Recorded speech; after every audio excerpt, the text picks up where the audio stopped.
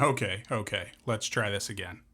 Welcome to Forking Off, the podcast for people who said no to just following orders, where we explore the very personal decisions behind leaving federal service, whether by choice or by force. Every departure has a story, and we're here to share them. Hi, and welcome to this episode of Forking Off. I'm Jill Fields. And I'm Philip Fields. And today we have with us Molly Kocialski. Hi, Molly. Hi. Thanks so much for joining us. We'll get started with your bluff, your bottom line up front. Tell us who you are, where you worked in the government, and what your departure was. Hi, I'm Molly Kocialski. I was the regional director of the Rocky Mountain Regional Office of the U.S. Patent and Trademark Office. I held that role starting in January of 2016 until I left of my own accord on September 5th, 2025. Well, Molly, tell us a little bit about your background and how you came to public service, because your situation, you came a little bit different. So I am an engineer by training and an attorney by training. I was in private practice and I was in-house counsel for 3 different Fortune 200 companies before I came to public service. When the America Invents Act was passed, it was myself and several friends, 3 gentlemen, Mike Drapkin, Tom Franklin, and John Posthumus, who really led the charge. But the portion of the America Invents Act that talks about establishing 3 extra regional offices or 3 other satellite offices was actually put in by Senator Michael Bennet as a result of the lobbying efforts that Mike and Tom and John and then myself and others all did. So there was this vision from pretty much 1790 when the Patent Office sort of first came into being. The agency was always in or within viewing distance of Washington, D.C., right? So if you wanted to do business with the U.S. Patent and Trademark Office, you had to go to D.C. in order to do it. So as the America Invents Act was going through Congress, there were a lot of conversations about, okay, well, this is America's innovation agency. Shouldn't it be where people are doing innovation? Like, shouldn't people who are innovating and creating companies and creating ideas and doing all of those things, shouldn't they be able to just access the agency in their own backyard? And that idea really took root. Senator Bennet put the phrase in the America Invents Act that said that the agency would establish Detroit, and then it could establish up to 3 other regional offices. There was a follow-on legislation called the Unleashing America Invents Act that authorized the agency to establish a 5th regional office, as well as community outreach offices around the country. But community outreach offices and the regional offices were always meant to be different. So I was on the team to lobby for the agency to bring a regional office to Denver. They did establish the Denver office in June of 2014. And then the first regional director, Russ Slifer, he went up to become the deputy director of the entire agency. And then they hired me as the second and, well, I guess now the last regional director of the Rocky Mountain office. So your role there was very interesting in what you were doing. You didn't just stay in the office every day, did you? No, most days I was out and about. So I had 2 roles, really. So the first one was to make sure that the agency had an office and that the safety and security of the employees that were working in the office was paramount. It was also to make sure that examiners, who are the people who actually examine patent applications, they had a connection to the agency and that they had a great place to work. Our job was also to recruit and retain examiners. So that was all kind of what I liked to refer to as the administrative side of my job. The other side of my job was intellectual property education and outreach, which was really demystifying intellectual property for the people who were innovating. I can't tell you how many times someone would say to me, well, can I copyright my trademark? Sure. But those are 2 different branches of the law and they do different things. So a lot of my job was explaining intellectual property to people who needed to know how to use it in their businesses in order to grow their businesses, establish their businesses, protect the revenue that they were generating from products that they were selling, along those lines. So that was a huge part of my job, was to just demystify intellectual property for businesses. But the other part of my job was to demystify the agency for some of the larger corporate stakeholders, the ones that file thousands of patents every year. In my region, that would have been like Micron. We would have very different conversations depending on who the audience was. But we tailored each one of those conversations. So, right, if I was out at the University of Nebraska talking to the guys who are designing self-driving feed trucks for feedlots for cattle, that's a different conversation than I would have with, someone who I know is going to respond to a rulemaking package about the Patent Trial and Appeal Board. It really was providing access to the agency for sure, but also bringing more people in touch with the agency to help their businesses, right? I mean, the U.S. Patent and Trademark Office did an economic study in 2016 and 2019, but it basically showed that intellectual property supports about $8 trillion of the gross domestic product of the United States. And so if you're employing intellectual property in your business, and every business needs to, you need to have access to people who can educate you on what the different forms of intellectual property can do, what they can't do, what enforcement looks like, and to be able to have those conversations free of charge. Normally people would go to, they would have to go to a private attorney and pay, hourly rates in order to get that information and access that information. So it was an immensely valuable tool and service that the agency provided.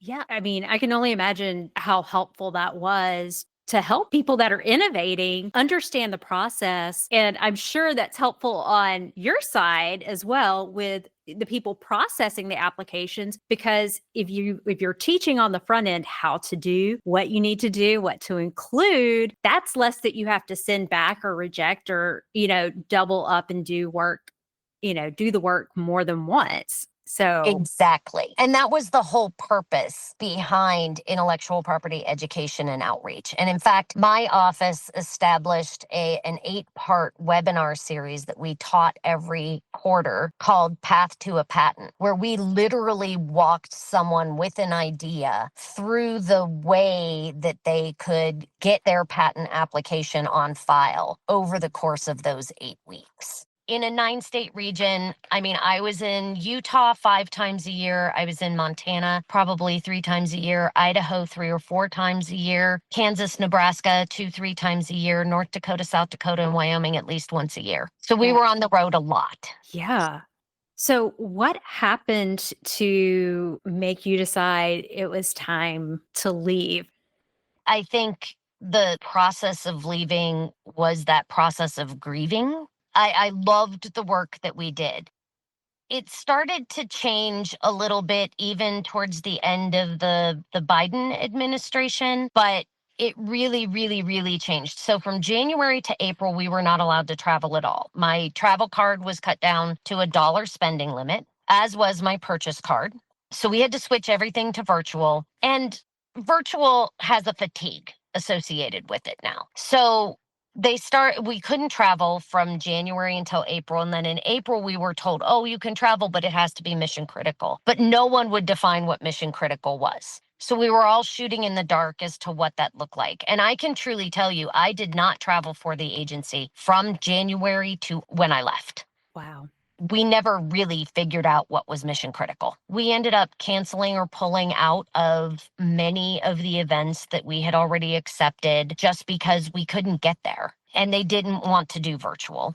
And then the drumbeat started about, well, you're doing so much less this year than you did last year. Well, yeah, because you wouldn't let me. And the best way I can say it is, first of all, right, like where I've been able to summarize anything with respect to what has happened over the last 9 months is the stated goals do not match the reality of the consequences of their actions.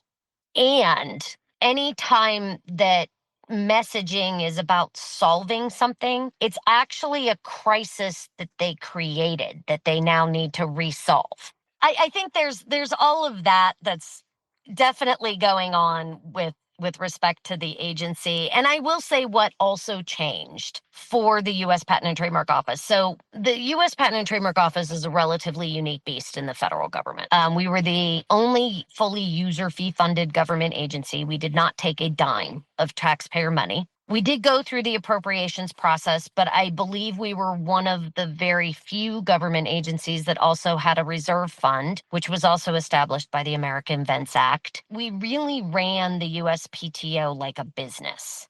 Eyes on the bottom line, value to our stakeholders. Every single time we made a decision about whether or not we were going to spend money, there was a justification about what value this was going to provide to the stakeholders. Because all of the IP education and outreach that I mentioned before, right? Every bit of that was funded by people who had already paid their user fees.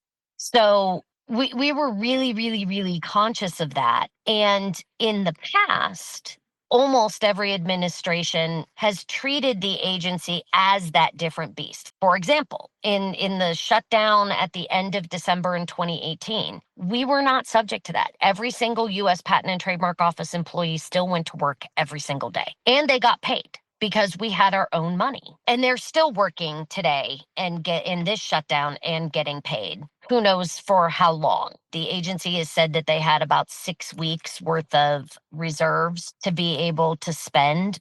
So the U.S. Patent and Trademark Office issues patents and registers trademarks on Tuesdays. Most people don't know that, but Tuesdays are a really big day in the IP world. And so I think the last time that the U.S. Patent and Trademark Office did not issue a patent on a Tuesday was in the 1800s. Oh. Yeah. Oh. Well, that's something to watch. Uh-huh. Yeah. Yeah. I agree. So anyway, there were like a series of maneuvers in addition to the no travel, in addition to the, oh, well, you can't go do that. There was a whole mess of approvals, tons of red tape that was put in place, justifications, at one point I told a friend of mine, I'm like, I am entering the exact same information for one event in 7 different databases in order to just get it approved for me to do. And then once I did it, I had to enter more information about that event in the same 7 databases in order to close it out. So the red tape became intense. Returning people to the office became intense. Mm-hmm. I had people sit in my office and cry that I never thought would ever be that vulnerable with me. Yeah. There were no considerations of things like, are there food services in the office? And in our office, there weren't. The food service that they used to have in the building, which is a GSA building, went away during COVID. And so there was literally nowhere that anybody could go to get food during the day. So I took it upon myself, and we had what I called snacks and support every single day. I brought in something for people. Probably wasn't healthy. Sometimes you just need a little something, though. But it was like, for those days, because everybody who would come into the office, we were all still on video calls all day long. And again, all of the outreach we were doing was virtual. So like you literally couldn't go anywhere to get food because it was a minimum of 20 minutes to go outside the agency to get food. It was just all of those things that did not get thought through about bringing people back that really bothered me. And now in my office, we didn't have any snafus, but in the Texas office and in the San Jose office, in one, they put a judge in the lunchroom, and in another, they put a judge in the mailroom. Oh, I'm sure that went over really well. Yeah. So, question here, because the working remotely and then being called back to the office, was there work that couldn't be done remotely? None. Okay. Absolutely none. Every single thing that we did was computerized. Most of the phone calls, or things that we needed to have were back with headquarters. So even prior to the pandemic, most of my work could have been done. Well, it was done remotely from headquarters, but it was almost all done over the computer or on a telephone call anyway. Yeah, except for, of course, for the education and IP, which we did mostly in person. Yeah, because I was going to say, because that's something that a lot of organizations, especially within the government, realized during COVID is there was so much work that could be done from home and people were getting more done Yes. from home. And just the business of the agency, right? The examining of patent applications, the examining of trademark applications, all of that is computerized, it's monitored. The U.S. Patent and Trademark Office is able to monitor its people 6 ways from Sunday. And so, right, we knew our people weren't slacking off. And we also knew that the people who used to come into the office that then went to work from home, that they were actually more productive. We could show that with data and with evidence.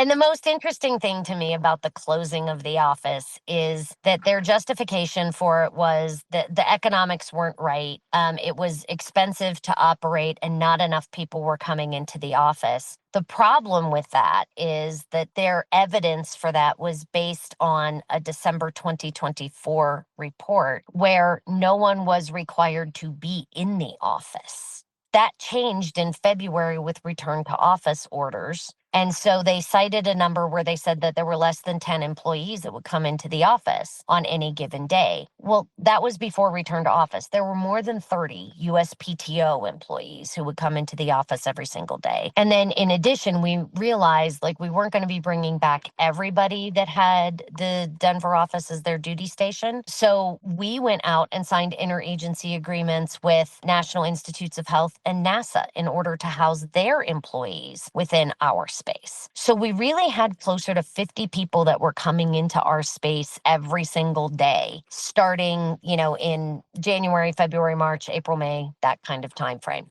The justification for return to office is always, oh, well, people are better when they're interfacing person to person, right? But at the same time that they're telling you you have to come back into the office to work, they're telling you that you can't travel for face-to-face education, like where you're working with the public. The hypocrisy is just too loud to ignore. Yes. Again, right? Like one of the sayings we had in the office was make it make sense, because it doesn't. And I just felt like, we would play the entire Talking Heads album, Stop Making Sense, in the office on a regular basis because it just felt like that's where we were every single day. And so it just got to the point where it became very clear that they wanted my job to change. They wanted it to change in a way that I wasn't comfortable with. It became also very clear that they did not value the work.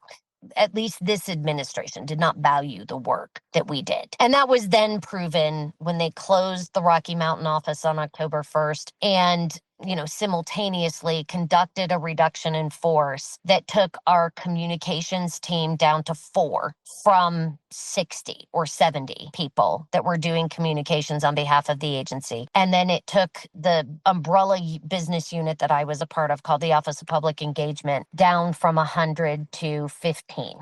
And there are going to be, I think, some more tough decisions that are going to have to be made. So the Texas office and the Western office both had their 10-year celebrations in October and November, respectively. They pared back the Western one, but they still held a 10-year celebration. How tone deaf is that? You just laid off 1% of your population and you closed an office, but you're going to celebrate another office being open for 10 years. Even that 1%, it's meant to minimize the effect of what they did, because the 1% came from all of the support organizations. So, right, 1% of the agency is somewhere around 140 people. They actually laid off closer to 200 by my tally, but let's go with the 140.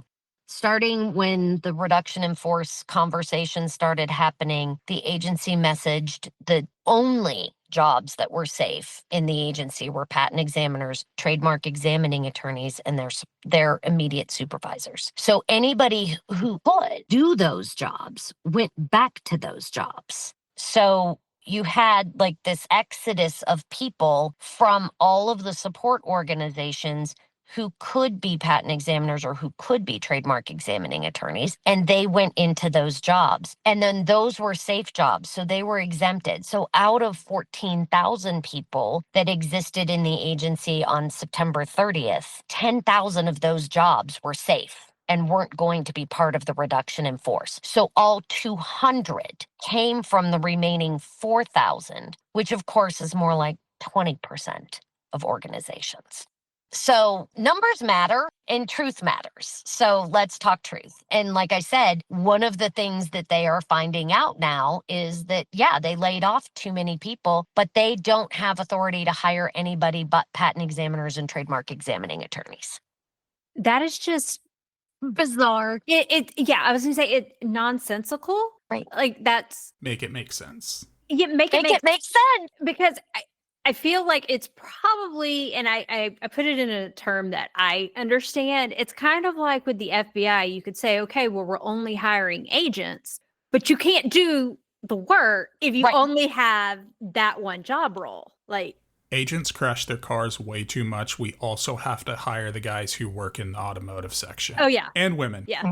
Yeah. My favorite is, right, a patent examiner does everything online. They can't be IT and a patent examiner. And you need IT to do the patent examining. And yet they laid off 50 IT people on October 1st. Yeah. So, again, when the system crashes, who's going to fix it? Yes. And part of the places where they took these, especially on the IT side, like they took them away from the help desk. So this examiner was telling me that they needed to call the help desk and they were told that they had to wait for 7 hours to get help. But in the meantime, over those 7 hours, the help desk closed.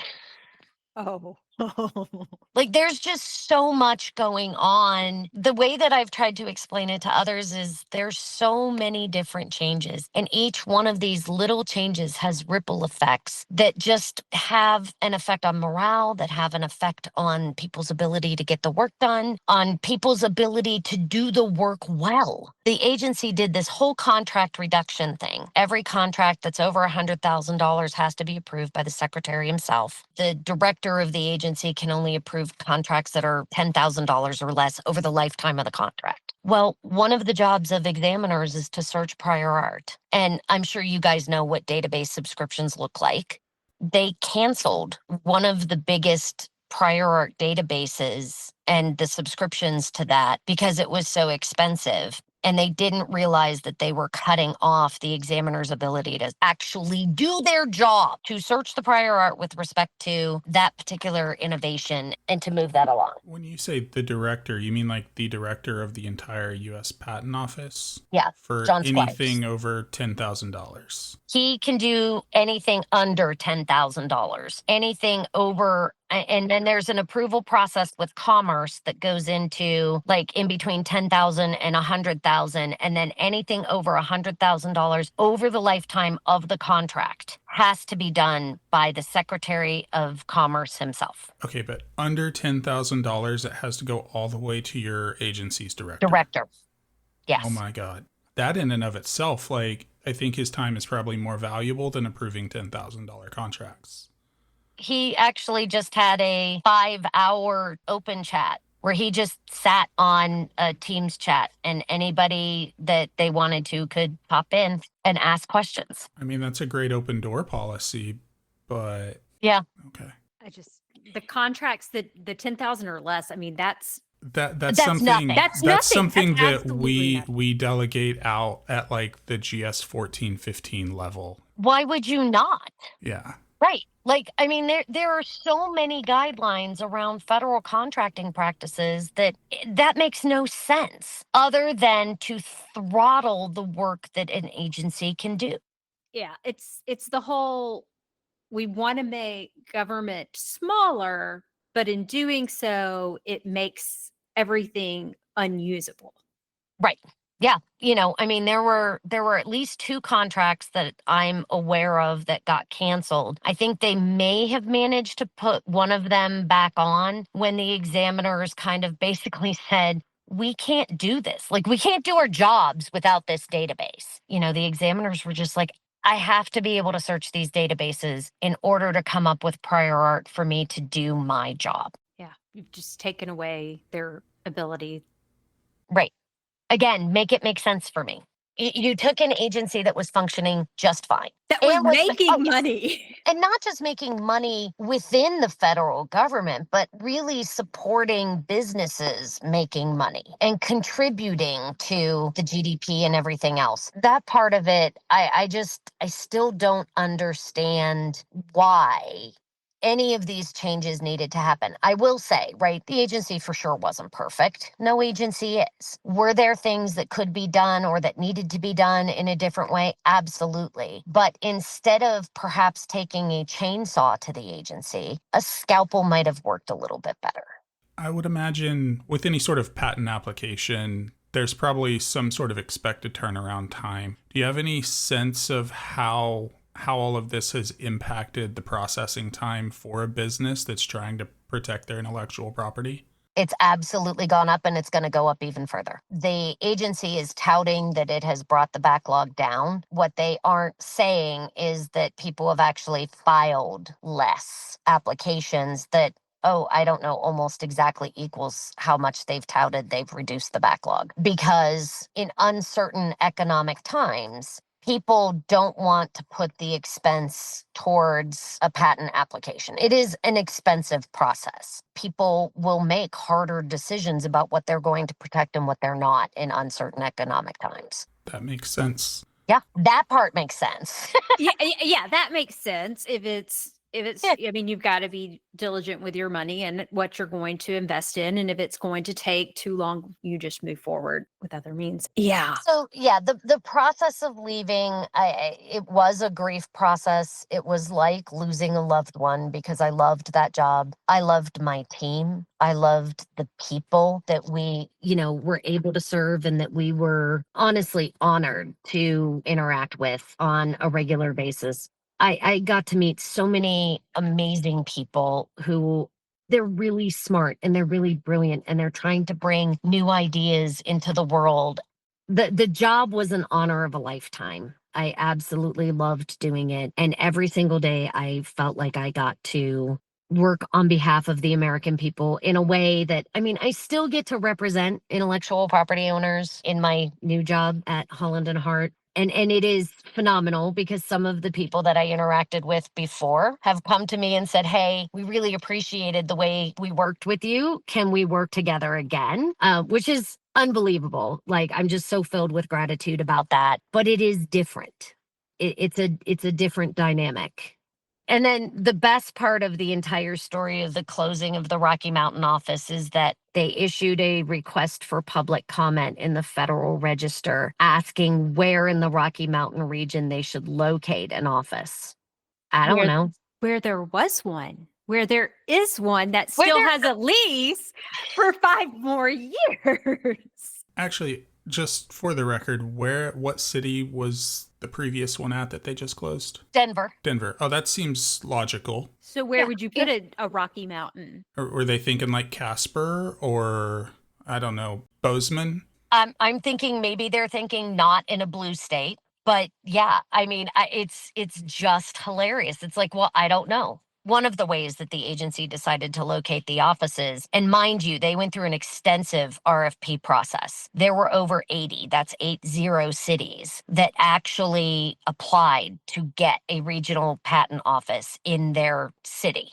So Denver was chosen out of 80 different cities. There were reasons for that. Not the least of which is, Denver is an amazingly innovative community. It's an amazingly innovative hub. There's a whole, I'll just say, mess of technologies that are here. The technology base is very diversified. It's phenomenal.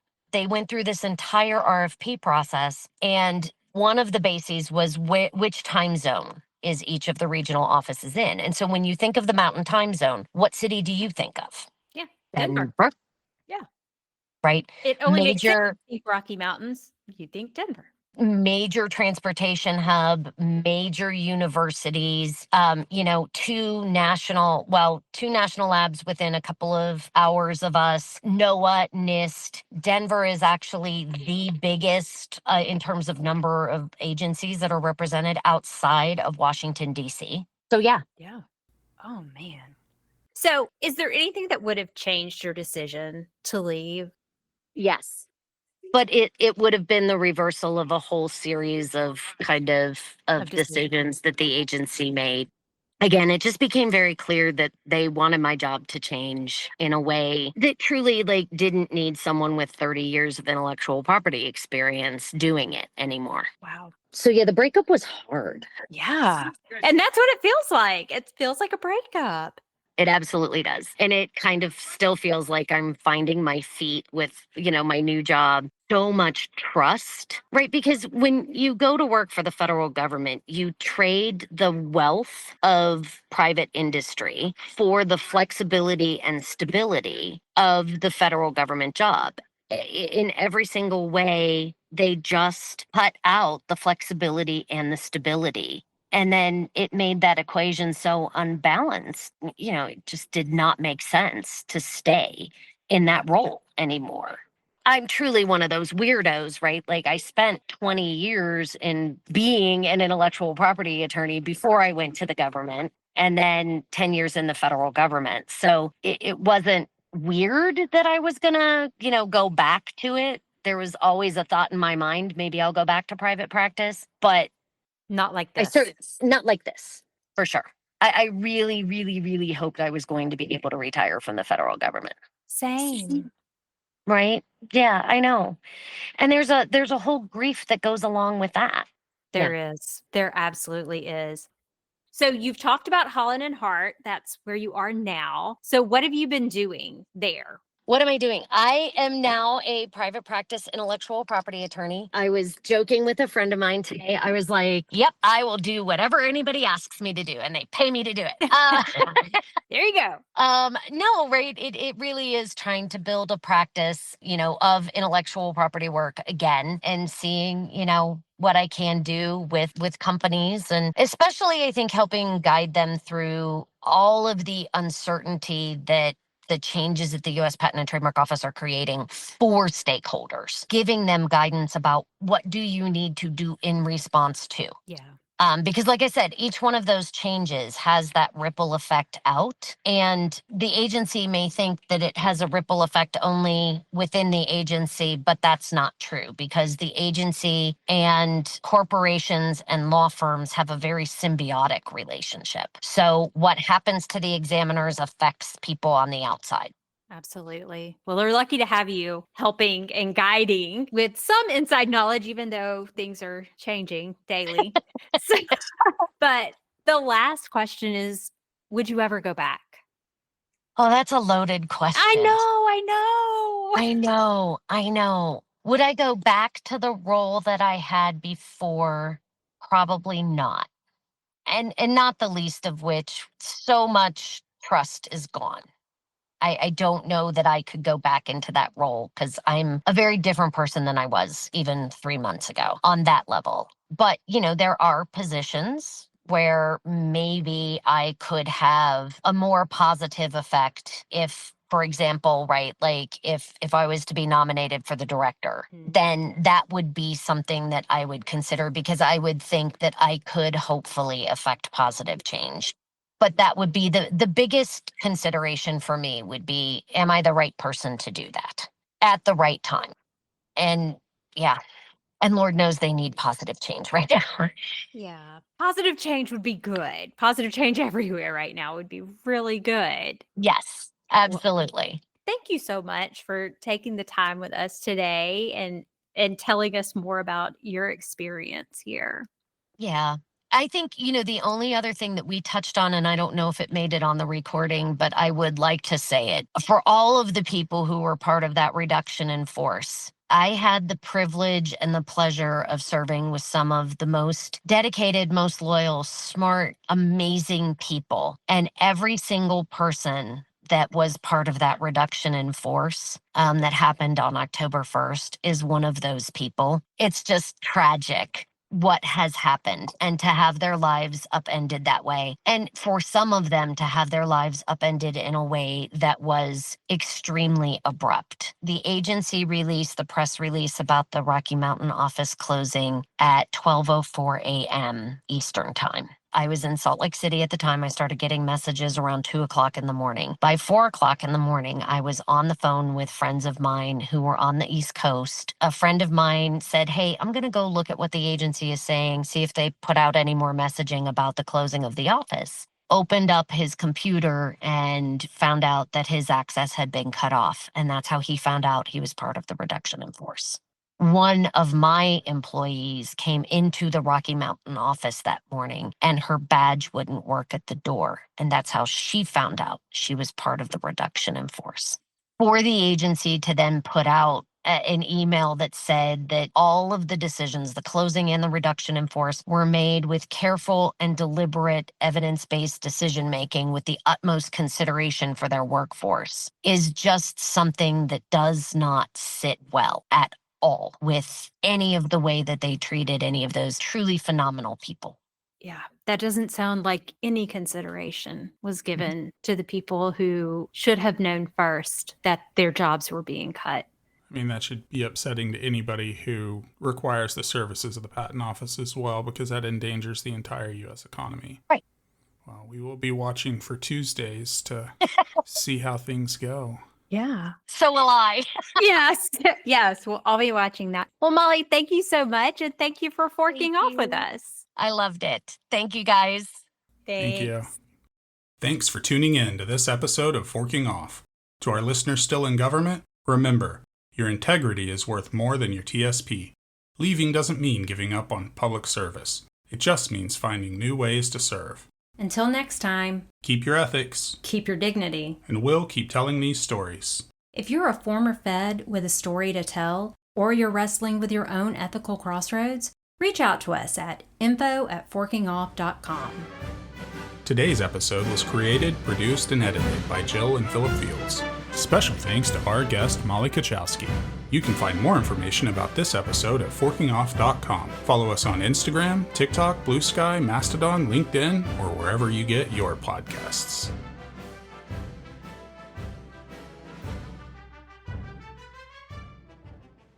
Join us Monday, December 1st, as we talk with former EPA employee Andrew Kreider. You had, within a couple of months, literally hundreds of organizations around the country who were relying on funding from EPA to do their jobs and to pay their people and to help their communities, who no longer had access to their money and whose calls to EPA were not being answered. If you are a grantee and you call your EPA contact and they never call you back, you start to panic. And so you call your congressperson. And what does your congressperson do when they hear from a constituent whose EPA money has been frozen? They call EPA. And the person they called at EPA was me. So I was being told to essentially stonewall and lie to members of Congress. That wasn't cool with me. And so it became a choice between, do I keep my job or do I keep my voice? And I chose to keep my voice. Well, the administrator himself said I was an example of the kind of employee who, and I'm going to use air quotes, makes his job more difficult. And my immediate response was, good, because my job's been really difficult.